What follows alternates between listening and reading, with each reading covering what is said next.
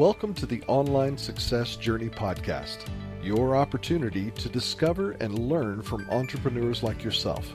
This is not your typical podcast, but a place where you can get the real story and find out how real people encounter speed bumps and detours, but journey through to find success. Now here's your host for the Online Success Journey podcast, Patience. The Online Success Journey continues with episode 372. Every guest shares the path that took them to success. So you'll want to subscribe right now and ensure you'll never miss a journey. I post one journey each week and I would love for you to join me. Joining us today is Dr. Travis Zigler, the founder of I Love, turned e-commerce entrepreneur and specializing in Amazon PPC. Dr. Travis and his team help businesses scale their Amazon sales and help increase brand clout. Hello, Dr. Travis. Hi, thanks for having me on. Thank you for coming. My audience are excited to hear your story. Just start by telling us one thing we are going to learn from you today that will help us on our journey to success. Well, we can learn a lot. Just depends on where the conversation goes. But my superpowers tend to be Amazon and Amazon PPC, and then also building an audience of raving fans and turning those into customers as well. So those are my two superpowers. Wow. I can't wait to hear more about that. Let's get started with the basics. Can you tell my audience a little bit about your background, about what you did before you started your own business? Yeah, so I'm actually an optometrist by training or by trade. I became an optometrist, got my doctorate in that in 2010. My wife got it in 2011, and we started working as optometrists for about 4 years, but I felt an itch to do something else. So I did the three things you're not supposed to do. We quit our jobs. We moved across the country from Ohio in the United States to South Carolina, and we started two businesses there, which were two practices. The problem was that I went from seeing 6 patients an hour to seeing 1 patient an hour because we were a brand new practice. And so I got bored and we started an online business called I Love. And the online business was taking off faster than our brick and mortar stores. So we actually sold our practices 2 years later and went all in on this online space. And that was in 2017. And we continued to grow I Love from 2017 to 2021 when we sold it. And in the meantime, somebody asked me to start managing their Amazon account. So I started an agency with my 2 best friends from college called Profitable Pineapple Ads. And after we sold I Love, I worked in the corporate environment for about 18 months, and I no longer am there. And now I run my agency full time, and we're a team of about 13 people. But why do you do what you do? So I love to help other people. I actually used to be a professor at Ohio State, and with your doctorate training, I think that's part of the ethical background of being a doctor is just helping others. And I just love to help other people achieve the financial freedom and just the freedom in general that business can give you. The problem is that most of us get shackled down by business once we start a business because we think it's going to give us freedom, but then when we don't build it correctly, it actually shackles us down and we work even longer hours. And so I love educating people on discovering that freedom and being able to use their business as a vehicle for freedom, which is what our business does for us today. Tell us how to build a content machine with blogging and affiliating marketing. Yeah, so that's kind of one of our bread and butter things that we do for other brands is we create them as an authority and build a blog around their brand and just kind of build this brand clout. And we do that by just thinking about I always go back to brand owners and say, what problem do you want to solve and who do you want to serve? And so those are two key questions because you're going to be doing this for a long time, hopefully. And you don't want to pick something that's going to drive you crazy. And if you just pick another like plastic widget from Alibaba or something to sell, your business is going to die pretty fast. And so who do you want to sell or who do you want to serve? And then what problem do they have? And to give you an example with I Love, we served a postmenopausal female that suffered from dry eye. We were doctors, we were in a dry eye clinic, and we ran a dry eye clinic, and we saw the debilitating pain that dry eye caused. And this was our problem that we addressed. And it's most likely postmenopausal females suffer from it. And so that was our target demographic. That was the problem we were solving. And so what we did is we created blogs and videos and all sorts of things in a community on Facebook around dry eye. Everything we wrote about was about dry eye. Everything we did a video on was about dry eye. All our advertising went to those blogs and those videos around dry eye. So people got to know us. They saw us on videos, they saw us on blog posts, they saw us in the Facebook community. And so all we did was serve dry eye sufferers for years. And then what happened is we actually started that community in 2016. They came to us and told us what product to come out with first. We didn't even have a product to come out with when we first started serving them, but we knew we knew who we wanted to serve, and we just served them with nothing expected in return.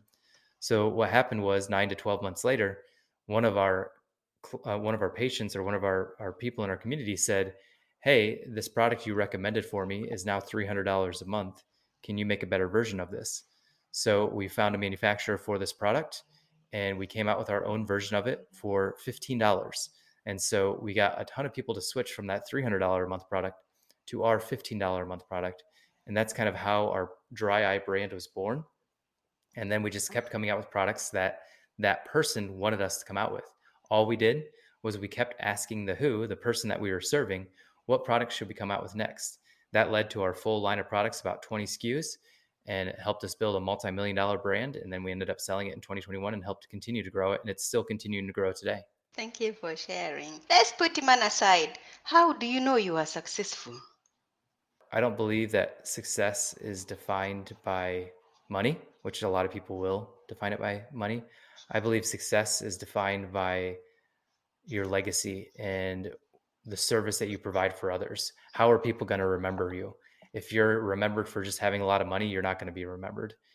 There's very few people that are remembered for the amount of money they have. It's more for what they did. And usually, whatever service you're providing for someone, it's going to bring money as a result of that. But success, I think, is defined by the service that you provide for others. I want to be remembered for the mission trips that we organize and go on. We've been on 13 mission trips to give eye exams, glasses, and sunglasses to others. I want to be remembered for that. I want to be remembered for serving people selflessly, not thinking about getting anything returned in the entrepreneur space. I want people to think of me as a genuine person that actually wants to help and not just wants to sell you things. And so that's why I believe that success is defined by service. And as long as you're serving other human beings, you're going to be successful, but you're also going to be happy. You're not going to be happy if you're not in service. You're not going to be happy with a bunch of money. Success is defined by serving other humans, and that will bring you happiness. And then that will also bring you success as well. Tell my audience about the magic moment, the day it suddenly all went right for you. That's a great question. I think as an entrepreneur, you never really have that day because entrepreneurship is, as you probably know, a roller coaster. It's just this constant roller coaster of ups and downs, and it never clicks, so to say, because you're constantly doing the work. And even if you do have a good day that something does click, or it seems like it clicks, it's then done, and then you just got to keep moving on. So I get asked this all the time: is what is the number one key to success for us? And I believe it's persistence. And when I realized that persistence and focus are the two things that will drive you forward more than anything else.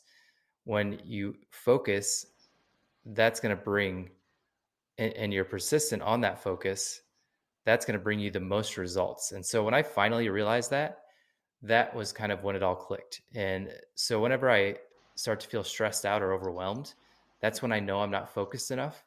And that's when I know I'm not in my zone of genius and not being persistent in where that zone of genius is. And so just really being persistent and being persistent on the thing that really drives your business forward. Can anyone be an entrepreneur, or are some people more cut out for it than others? It's definitely I would say it's a personality trait to be an entrepreneur. Not everyone can be an entrepreneur, and that's okay. You don't have to be an entrepreneur. You can be an operator. You can be the right hand man of the entrepreneur. You can be the technician for the entrepreneur. You can be the manager for the entrepreneur. There's a role for everyone in this world, and entrepreneurship is not for people that struggle through challenges, because every day of entrepreneurship is a challenge, whether it be managing people, whether it be your product's getting stuck in a port somewhere, whether it be you're barely going to make payroll this month, whether it be that your right hand man quits on you. There's always going to be challenges in entrepreneurship. And some people just aren't cut up for that. And that's not a bad thing, because there's a role for everyone in this world. And I actually think entrepreneurs also think that they need to do everything as well. And when I'm talking to the entrepreneur, I tell them that there's for what you hate, there's somebody that loves to do that. And so as entrepreneurs, we tend to think that nobody would want to do this job, but that's actually the opposite is true. Someone would love to do that job. So um, entrepreneurship is not for everyone, but as an entrepreneur, you guys need to think about there are people out there that want to do the things that you hate as well, and they love to do it, and it will get done better because they love to do it. So that's kind of yeah, my answer to that. Thank you. Tell my audience how you are helping business owners scale their business and get out of their own way. Yeah, one of the biggest things that I teach entrepreneurs is that focus that we talked about. So there 20% of what you're doing on a day-to-day basis as an entrepreneur, as a CEO of your brand, is producing 80% of your results. People have heard Pareto's principle before, the 80-20 rule. 20% of what you're doing on a day-to-day basis produces 80% of your results. I just wanted to repeat it again, and I'll break it down a few other ways too. 20% of your customers are producing 80% of your revenue. 20% of your employees are producing 80% of the results. And so, what would happen if you were to cut all the fat and just focus on that 20%? So, an example of this is in our agency, when we take over somebody's brand, they tend to have, most brands we work with tend to have 10 to 30 products. And I have never seen a business that doesn't follow this trend, is that 20% of those products are producing 80% of the revenue. But 80% of the entrepreneur's time is going towards the other 20% of the products. And so there's just this backwards thinking of I need to focus on the products that aren't selling as well to get those up to the sales that for the ones that are doing as well. So what we tell entrepreneurs to do is forget about those other products, focus on your cash cows, your winners, and what happens is their revenue increases exponentially, their profits as a result increase exponentially, and the products that they were trying to get to sell more start selling more as a result of focusing on those top products. And so the 80-20 rule applies to every aspect of your life. And so you just have to really focus on what is moving the needle in your business and just focus on those. What have you learned from business as a whole? Man, business as a whole, uh, that I am stronger than I think, and I can get through pretty much any challenge that's thrown at me. And I've had everything thrown at me. I feel like I'm only 38 years old, and I've lived a life well challenged, and my wife and I have gotten through it together. And so, yeah, it's business as a whole has just taught me that you're stronger than what you think you're capable of.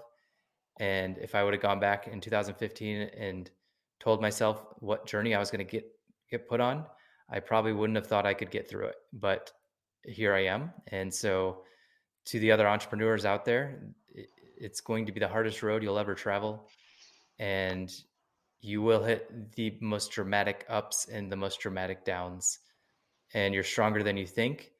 And it's all about how you accept those challenges and how you get through them.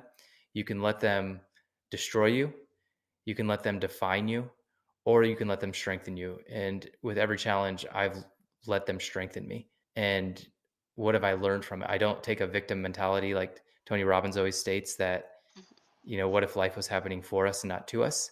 I've always taken that mentality. So, what can I learn from this challenge? What can I learn moving forward from this challenge? What mistakes do I not want to repeat as a result of this challenge? So, business as a whole has just taught me that we can get through a lot more as entrepreneurs if you just take that approach of not letting it define you or destroy you, but instead let it strengthen you. What are you still doing in the way you work that you just know you have to stop doing? Another great question. You have great questions. Thank And you. there are things that I should not be doing in my business that I should not be doing because there's somebody else that would love to do it. An example of this is 4 months ago, I hired my first video editor. I've run two multi-million-dollar companies and I've done over 500 videos. I had edited every single one of those videos. Mhm. And I finally hired a video editor 4 months ago. And it was the biggest aha moment because the videos are better now. It frees up hours of my time. It was huge. And so now I'm in the process of looking for a COO and really getting operations of my business off my plate more. Because what I realized the other day was that we have all this stuff going on inside our agency and everybody's reporting to me for it. And I've realized that I've become more of a COO role instead of a CEO role. And so as a CEO, I need to be on podcasts like yours, on video interviews, and spreading the word and the message of our agency out there. And as a COO, that's the operations of the business. And I'm still involved heavily in those too. I'm not overwhelmed by the workload that I have, but what would happen if I focused on just JV relationships, like uh, just becoming partners with more people and developing those relationships instead of focusing on the operations of the business? And so, right now, at this stage of my business, I'm operating as both CEO and COO. So, what would happen if I hired a COO to handle the operations and I could just focus on spreading the word and focusing on the vision of our agency? What is the most dangerous belief an entrepreneur can have? The most dangerous belief that an entrepreneur can have is that this is going to be quick. A lot of people think that building a business is going to happen overnight because they see all these YouTube videos of all these uber successful people that were quote unquote overnight sensations. And that's just not the case. Your business is going to go through three stages. And this is my mentor, Ryan Moran, taught me this. You're going to go through the grind stage, you're going to go through the growth stage, and then you'll finally hit the gold at the end of the tunnel. So the grind stage is where you're just trying to figure out how to sell something. You're trying to figure out how to get to 25 sales a day on a product. You're trying to figure out how to get people to join your mastermind. You're figuring out messaging and wording and your audience that you want to serve and what products to come out with. And it's just a grind. Then you get to 25 sales a day, and all of a sudden you're in this growth stage. So now what you're trying to do in the growth stage is just trying to repeat the process with more products, with more people on your team. And then finally, once you get to that, $1 million in revenue a month, you'll finally hit the gold. But it does not happen overnight. It's something that takes years and years to accomplish. And one of those quote unquote overnight sensations, we hit $1 million in our second year because we focused on the who. We focused on who we were serving and just served them without any expectation in return. So when we came out with products, our business shot up right out of the gate. But that overnight sensation came as a result of months to years of serving somebody before that. So another example of this is we are building a brand right now that we don't have a product. We're just serving a person. And we don't plan on coming out with any products. We're just going to serve this person and see where it goes. And that's all we're doing is we're just focusing on service because it's liberating to be able to serve somebody without having to sell them something on the back end. And you're in full service mode as a result of that. So don't expect this to happen overnight, but be persistent and focus, and it will eventually happen for you. Tell my audience the key secrets to selling on Amazon and scaling to success. Yeah, so Amazon is not what it used to be. So a lot of people would tell you to just get a bunch of reviews, spend a bunch on PPC, and you'll have success on Amazon. And so that was the 2015s and 16s. That was the good old days, the wild, wild west days of Amazon. But now, going back to everything we've been talking about, focusing on building an audience and building that audience and serving them. And then in that service, you come out with products that they want and they will use. And when you launch to them, you'll launch right out of the gate on Amazon and you'll shoot up the rankings. And once we start launching on Amazon, then we turn on Amazon PPC, we turn on Google Ads to your Amazon PPC listing, and we email our audience to let them know that our product will launch. When you have that external traffic on Amazon plus the internal traffic with Amazon PPC, it makes a huge difference and it will help you launch incredibly quick on Amazon as a result. What else you can do is there's influencers. Start to develop relationships with influencers now. So when you launch your product in a year, they can also promote your product because they have an audience as well. Make sure the influencer is in your same demographic or same target market, but also don't make it transactional. Don't pay them to post. Develop a relationship with them and then pay them an affiliate commission on the back end of all the sales they send your way. And so this combination of using an audience, whether it be your own or someone else's, plus advertising, Google Ads and Amazon PPC, sending all that traffic to Amazon is really going to help you launch on Amazon. As you start building your audience more, you'll start making more sales. And then when you come out with that second product, your first product will actually take off even more too, as long as they're synergistic and they make sense. So, an example of this is our brand I Love. We had an eyelid cleanser, we had eyelid wipes, we had an eye makeup remover, we had a face wash, we had an eye cream. So, we had all this stuff that a dry eye sufferer would use on a daily basis, all in our product line. And so they ended up using every single one of our products. And when they tried one product, they then trusted us to then come back and buy the other products as well. If you could rerun the first year of your business, what would you definitely know to do? I would focus on the person and not the product. A lot of entrepreneurs focus on just the product and that's it. And they just want to see how they can make their product better. But if you focus on a person with a problem, then your brain will take off a lot faster. And so really focusing on that person, because that person has a problem, and making that the hero of your story. And what most entrepreneurs do is they focus on the product. And I did that too. I focused on the product right away, but we couldn't really build a brand around that first product we ever came out with. And so that's when we started focusing on the person. So focus on the person that you can serve and the problem that they have and not on the product. Nobody cares about your product. They just want to know how it helps solve the problem that they have. What is the most valuable thing you have ever given away? My time. Our time is one of the most valuable things that we could ever give away. And so really being cognizant of where you spend that time and who you're spending it with. And that's going to lead to more success or more failure than ever before in your lifetime. So really being cognizant of your time, and that is the most valuable thing you can give away. And if you have kids, you know this because you have your baby and you're holding them, and then the next day they're 5 years old, and then the next day they're graduating from high school. So time is the most valuable thing that you have to give away, and make sure you do it in the areas that you want to. And what I do is I see this all the time with entrepreneurs is they want to create this business to have more time for their family, but they have that backwards as well. Create more time with your family first and then build your business second. So when I'm building out my schedule every single week or every single month or every single year, I build in the time I'm going to spend with my kids first and the time I'm going to spend with my wife as well first. Then I spend time on myself. So whether that be working out, meditating, anything like that. And then I schedule business time in that. So I only work from 8:30 a.m. until about 3:30 p.m. So, and that's only Monday through Thursday. And then I have Friday, I have date time with my wife or one of my sons. And the weekends is all for my family. In the mornings, right when I wake up, I have about an hour to myself. And then I have an hour with my kids and my family.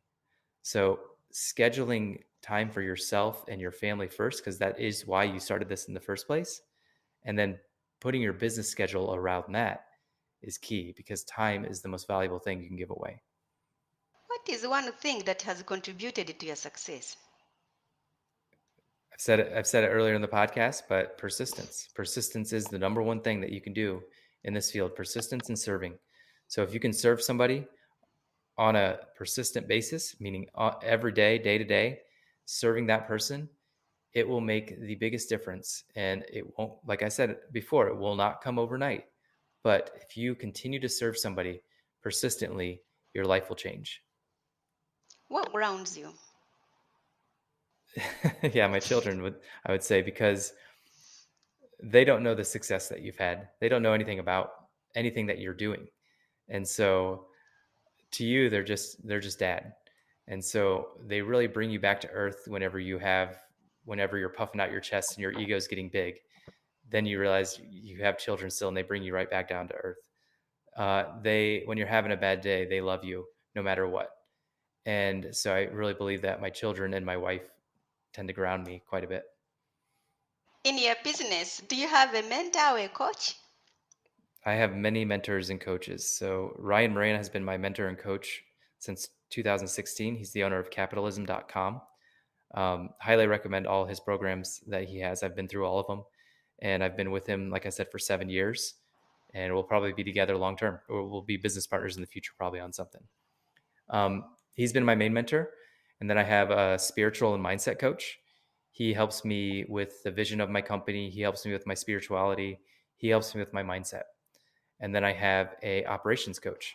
And so he helps me with the operations of my business and really focusing on delegation. And so those are the three coaches that I have right now. And I couldn't do this without them. I mean, this is mindset coaching, operational coaching. You need coaching in all aspects of your life. The only thing that's missing is probably like a family coach and a relationship coach. But even my mindset coach helps with that.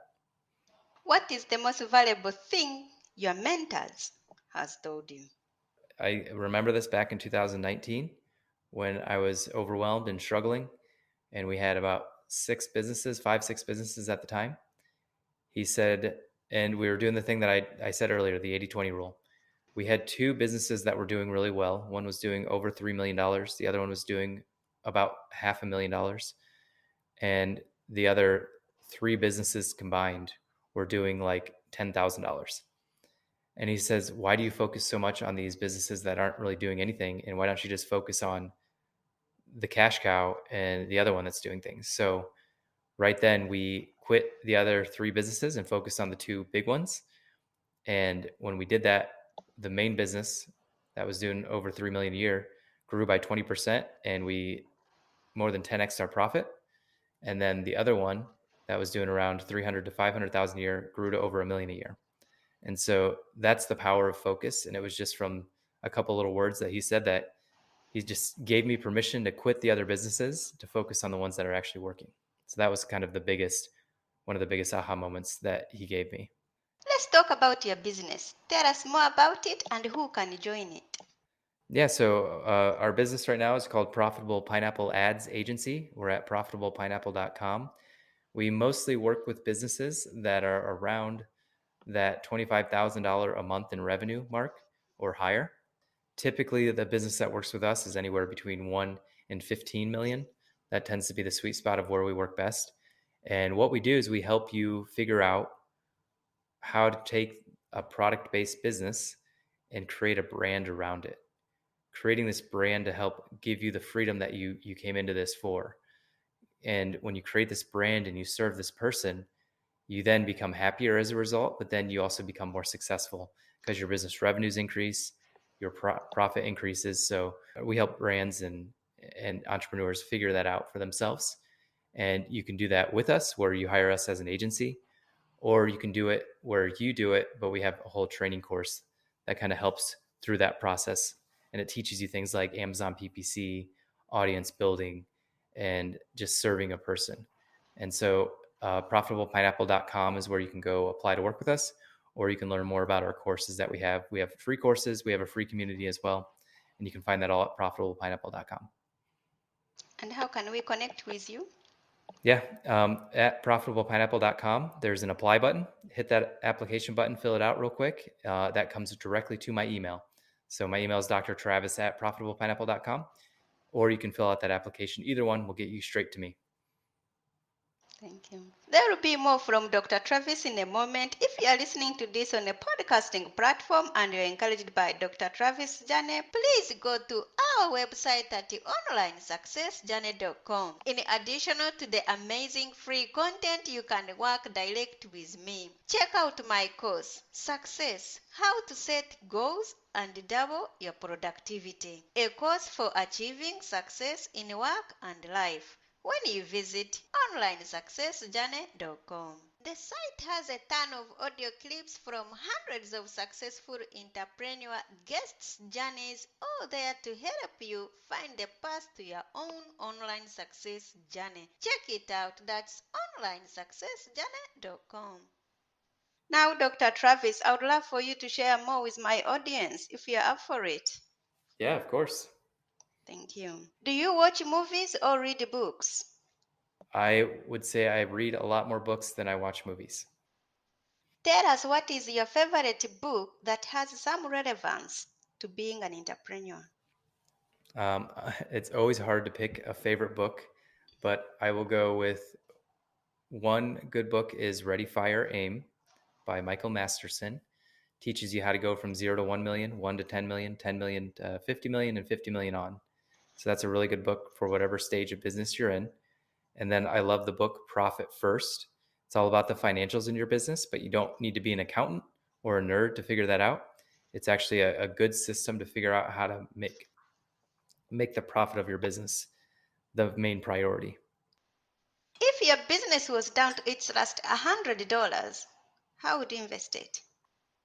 I would definitely invest it in probably coaching and figure out a mentor that would actually take $100 and learn from them for like an hour. What encouragement do you have for my audience who are not quite there yet? Focus on the person, focus on serving a person. And when you focus on service, it will bring you success and happiness. If you are going to keep a note to yourself in your pocket every day, what would you be written on it? That is a great question. I love one thing from Ryan Holiday, which is ego is the enemy, because usually all the faults that we have on this journey are usually due to ego. And so I love Ryan Holiday's Ego is the Enemy, and I'd put that on a note in my pocket. What is your next chapter? The next chapter of my life is growing the agency through others and really coaching people up to be the leaders that they can be, and getting the results of our agency through other leaders and not being as impactful or as a part of it as I am now. And then on the charity side, we're going to continue to go on missions, but we're building out our foundation to create more sustainability in the eye exam space, glasses space, and sunglass space. So those are kind of the two areas that we're focusing on right now. Do you feel like you succeeded or like you're only on the way? I think we're always on the way. And like I said, success is defined to me, by service. And when you serve, you'll be successful and you'll be happy. So I feel like I am successful because I'm in a place where I can do whatever I want, whenever I want. And I love where I'm at in this journey, and I love helping others. So I would say that I am successful. Will you ever stop? I don't think you can stop as an entrepreneur. On my vacations, I do mission work. So those are my vacations. So I've only taken a couple true vacations in the last 8 years, and they're okay. I have fun, but I like to keep my hands moving. Remind us how we can connect with you. Yeah. So you guys can apply to work with us at profitablepineapple.com and fill out that application. But if you just want to get a hold of me, just fill out the application. Say you heard me on this podcast and fill that out. Click send. It comes directly to my email, or you can email me at drtravis, DRTRAVIS @profitablepineapple.com. Dr. Travis, it's been great to have you here to share your online success journey with us. All right. Thanks for having me on. You are welcome. Remember, success is a journey. Don't wait. Let's start the journey. Patience and Dr. Travis. This is not the end of the journey. We hope you've enjoyed listening to Patience and her guest, and want you to know that there are hundreds of episodes available at onlinesuccessjourney.com.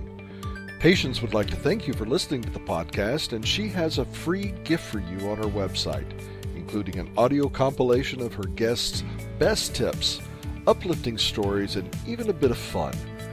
Additionally, there are special clips of over 250 episodes that have never aired on the podcast and are only available to members of the Online Success Journey.